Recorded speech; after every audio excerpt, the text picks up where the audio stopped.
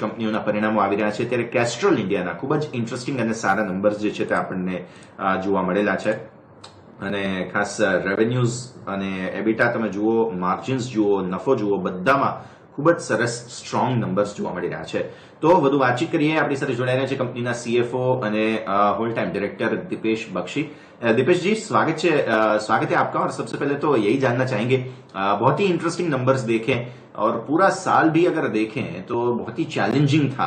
Castrol ने किस तरह से परफॉर्म किया और ये पूरा साल, पूरा फोर्थ क्वार्टर, उसके थोड़े से इंसाइट्स अगर आप हमें दे पाए तो दिवेश जी. जरूर.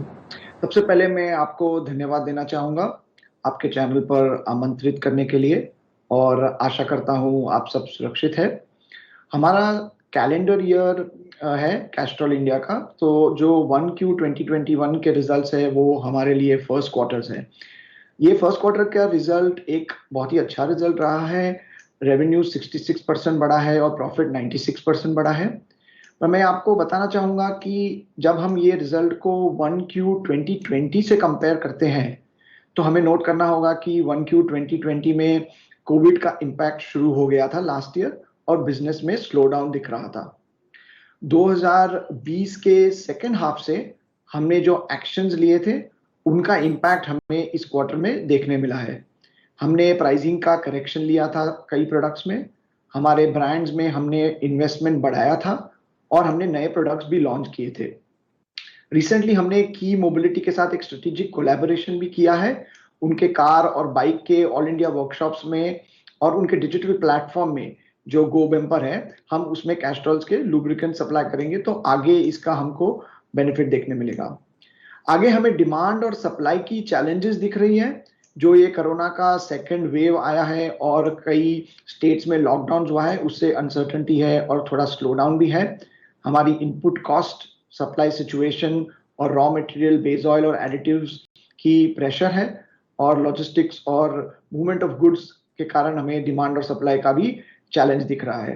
इस सिचुएशन को हम क्लोजली मॉनिटर कर रहे हैं और टाइम टू टाइम हम इसको रिस्पॉन्ड करेंगे. जी दीपेश, गुड मॉर्निंग. और फर्स्ट ऑफ ऑल कंग्रेचुलेशंस कि इतने सारे नंबर, इतने अच्छे नंबर्स पोस्ट किए हैं फर्स्ट क्वार्टर इटसेल्फ में. आई थिंक जो लास्ट ईयर में नहीं हुआ था उसका you have reached half of it.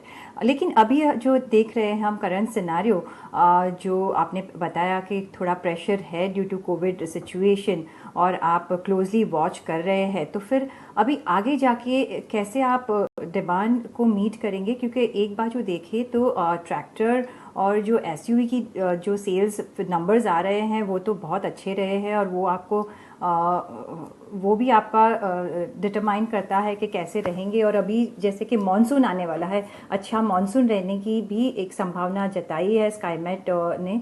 तो क्या लगता है कि ये सब सिनेरियो देखते हुए कैसे आप सेकंड क्वार्टर को अभी देख रहे हैं? क्या नंबर्स में कुछ हम इफेक्ट देख पाएंगे? देखिए, सेकेंड वेव का जो इम्पैक्ट होना है उसको पूरी तरह से असेस करना बहुत ही डिफिकल्ट है. मार्केट में स्लो डाउन दिख रहा है तो इसका इम्पैक्ट अगले क्वार्टर्स में दिखने की चांस है. हम फोरकास्ट का अगर बात करें तो देखिए, हमारी जो बैलेंस शीट है वो रेजिलिएंट है. हम एज एन ऑर्गेनाइजेशन 3 प्रायोरिटी पे काम कर रहे हैं. हमारे एम्प्लॉयज़ की हेल्थ को प्रोटेक्ट करने के लिए, कम्युनिटी को सपोर्ट करने के लिए और financial health of the business को इंटैक्ट रखने के लिए. हमारे जो प्लांट के ऑपरेशंस हैं वो अभी भी पूरी तरह से चल रहे हैं. हम सेफ्टी रेगुलेशंस, उसको गवर्नमेंट की रेगुलेशंस को कंप्लाई कर रहे हैं और कस्टमर की डिमांड को मीट करने की कोशिश कर रहे हैं. अच्छा सर जी, एक ये बात भी हम देख रहे हैं कि आपके मार्जिन इस बारी काफी अच्छे नंबर्स हमें देखने मिल रहे हैं मार्जिन्स में. और अगर कैलेंडर ईयर 20 की हम बात करते हैं तो ऑब्वियसली थोड़ा सा कॉन्ट्रैक्शन जरूर था वहां पर, लेकिन फर्स्ट क्वार्टर में जो नंबर है उसको देखते हुए मैं थोड़ा सा इसके डिटेल्स जानना चाहूंगा. कहां से सपोर्ट आता हुआ दिखा है आपको? नो डाउट आगे के क्वार्टर की बात और है, लेकिन जहां तक पिछले क्वार्टर की बात है, कहां से सपोर्ट आता हुआ दिखा है कि जहां से हमने देखा कि मार्जिन को इतना अच्छा एक परफॉर्मेंस हमें देखने मिला? तो इसके दो या तीन रीजंस हैं। सबसे पहले जो 4 क्वार्टर में जो अक्टूबर से दिसंबर का क्वार्टर था, उसमें हमें जो डिमांड का रिबाउंड दिखा था वो हमें फर्स्ट क्वार्टर में भी कंटिन्यू हुआ है। हमने जो लास्ट ईयर के एक्शंस लिए थे, जैसे कि मैंने बताया न्यू प्रोडक्ट लॉन्च और प्राइसिंग करेक्शंस, उसका भी हमें बेनिफिट मिला है इस क्वार्टर में।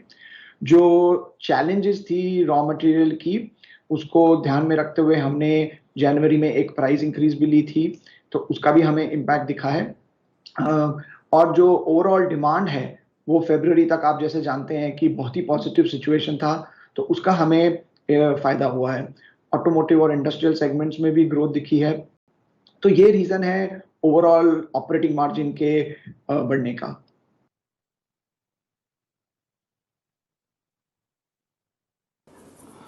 तो दीपेश, एक लास्ट क्वेश्चन, तो अभी आगे जाके गाइडेंस क्या रहेगा और अभी आपकी ऑर्डर बुक कैसे दिख रही है और कैसे मीट कर पाएंगे, क्योंकि आपने बोला कि रॉ मटेरियल में थोड़ा डिस्ट्रेस है अभी मिलने के लिए और लॉजिस्टिक्स भी थोड़े काम नहीं कर रहे हैं, तो कैसे रहेगा आगे जाके? देखिए, आगे का गाइडेंस तो मैं आपको नहीं दे सकता हूँ, बट ये जरूर बताना चाहूंगा कि हम कोविड की सिचुएशन को पूरी तरह से प्रोएक्टिवली नजर में रखे हुए हैं। हम इंटरनली एज अ मैनेजमेंट बहुत अलग अलग सिनारियोज पे काम करते हैं। जैसे कि मैंने बताया, प्लांट ऑपरेशंस हमारे सेफ्टी के रेगुलेशन पे काम कर रहे हैं। तो overall second quarter definitely challenging लगता है और उसको रिस्पॉन्ड करने के लिए हम प्रोएक्टिवली जो एक्शंस बनता है वो लेंगे।